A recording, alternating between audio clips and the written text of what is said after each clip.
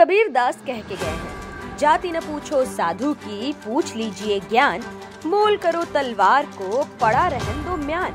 मतलब ये है कि ज्ञान के बारे में पूछो, जाति का चक्कर छोड़ो। कबीर दास को गुजरे 800 साल से ज्यादा का वक्त बीत चुका है। 800 साल पहले भी कबीर दास जाति के टंटे से परेशान थे, लेकिन आज अगर वो होते तो क्या कहते? परेशान ही रहते या लिख देते कि जाति ही पूछो सबकी।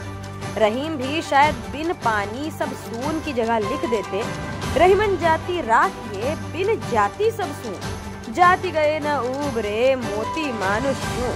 बात सही है, जाति के बगैर सब सूना है, हमारे आपके लिए नहीं, लेकिन देश का भाग्य रचने का दम्भ भरने वाले नेताओं, राजनीतिक दलों के लिए और किसी के जीवन, खासकर वोटरों के जीवन में सूनापन ना रहे, इसके लिए जाति की डोज खूब तबीयत से पिलाई गई है और पिलाई जा भी रही है। इस घुट्टी को पिलाने में कोई किसी से पीछे नहीं है, पूरा तंत्र बना हुआ है। जाति आधारित सम्मेलन, जाति आधारित छोट भैये नेताओं, दलों से वोट का गठजोड़, जाति आधारित मंत्रिमंडल, क्या कुछ नहीं है। जिस बिहार में जेपी ने संपूर्ण क्रांति के बिगुल के साथ जाति तोड़ने का नारा दिया था, उसी बिहार में उन्हीं जेपी के अनुयायी जाति की गिनती और जातिगत समाज की नींव खूब गहरी कर रहे हैं। यूपी में जेपी की याद में हल्ला मचाने और दीवार फाड़ने वाले नेता जाति की ही राजनीति की पैदाइश है। जाति की गिनती से परेशान हमारे शीर्ष नेता कितनी ही बार अपनी जाति गर्व से बता चुके हैं।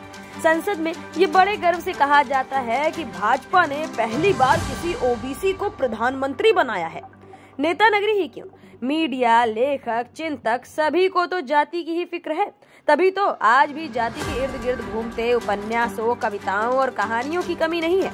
खबरों में अपराधी या पीड़ित की जाति का जिक्र जरूर किया जाता है। हत्या, रेप किसी इंसान की नहीं, दलित या पिछड़े की होती है। चुनावों के समय हर सीट, क्षेत्र के जातिवार आंकड़े और एनालिसिस भी वही पत्रकार देते हैं जो जेपी की क्रांति के चलते सरनेम लगाना छोड़ चुके थे। जाति के खेल न कम हुए हैं न कमजोर पड़े हैं, ये इतने मजबूत हैं कि अब चुनाव में महंगाई, बेरोजगारी, सुरक्षा, विकास की बात की बजाय जाति की गिनती का वादा है। राज्यों के चुनाव से इसकी बात शुरू हो चुकी है। लोकसभा चुनाव तक ये और परवान चढ़ेगी, कुछ और कलेवर जोड़ेगी।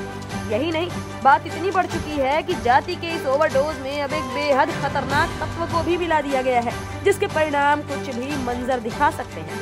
ये तत्व है जिसकी जितनी हिस्सेदारी उसकी उतनी भागीदारी का।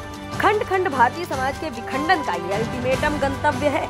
इस नारे के बैनर तले ग्राम पंचायत से लेकर लोकसभा सीट तक पैमाना बदल जाएगा।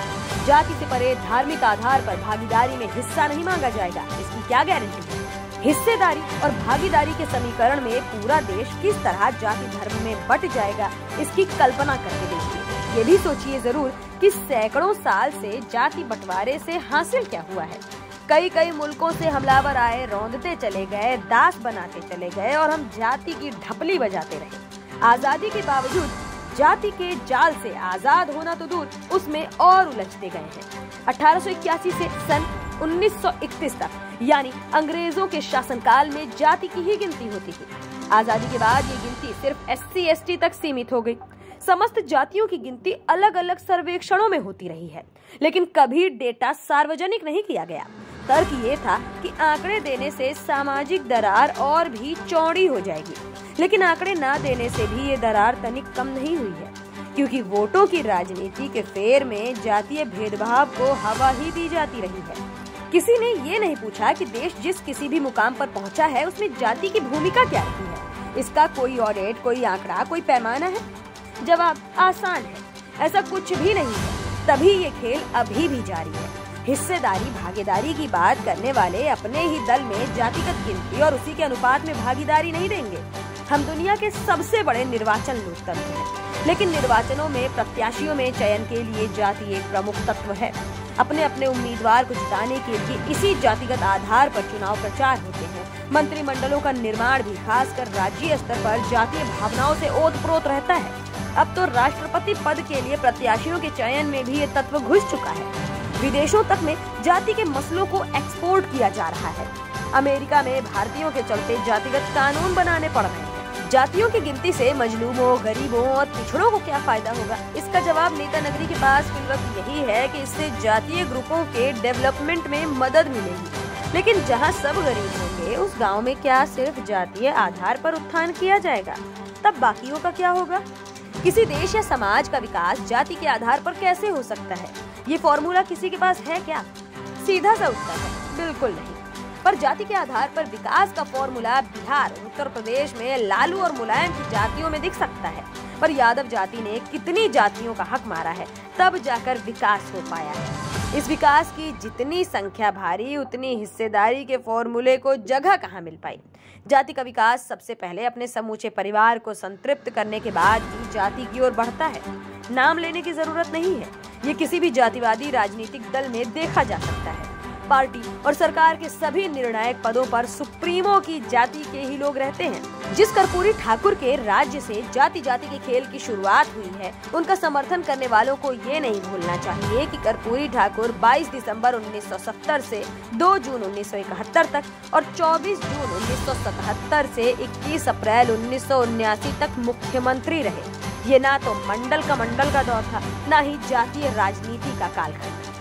नीतीश कुमार के जातीय सर्वेक्षण में कर्पूरी ठाकुर की जाति के लोगों की संख्या केवल 1.5927% है। इसका सीधा सा मतलब है कि नए फॉर्मूले में तो कर्पूरी ठाकुर मुख्यमंत्री बन ही नहीं पाते। ये तो एक उदाहरण है, राजनीति में ऐसे कई उदाहरण खोजे जा सकते हैं। दिनकर भूमिहार थे, उनकी कविता ने 1977 में क्रांति का काम किया। महात्मा गांधी, जयप्रकाश नारायण और राम मनोहर लोहिया जो लड़ाई लड़ रहे थे, उनकी कोई जाति नहीं थी, ये देश और समाज के लिए लड़े। जिस समाज में कार्य से अधिक जाति को अहमियत मिल रही हो, वो देश या समाज के लिए क्या कुछ कर पाएगा? जातीय राजनीति का फॉर्मूला किसी जाति या समाज के विकास से बिल्कुल नहीं जुड़ता है। ये अंग्रेजों की बांटो और राज करो का भारतीय स्वरूप है। बटी हुई जातियों के समवेत स्वर नहीं होंगे। बांट काट छांट कर रखने पर अनसुनी करना आसान होगा। सवाल बहुत है, जवाब आसान भी है। जड़ें बहुत गहरी हैं और जवाब आपको खुद ही मिल जाएगा। बस एक बार उन समाजों के बारे में सोचिएगा जहां जाति नहीं होती, उनमें और हम में फर्क भी देखिएगा और परखिएगा। आपको खुद ही इन सभी सवालों का जवाब मिल जाएगा।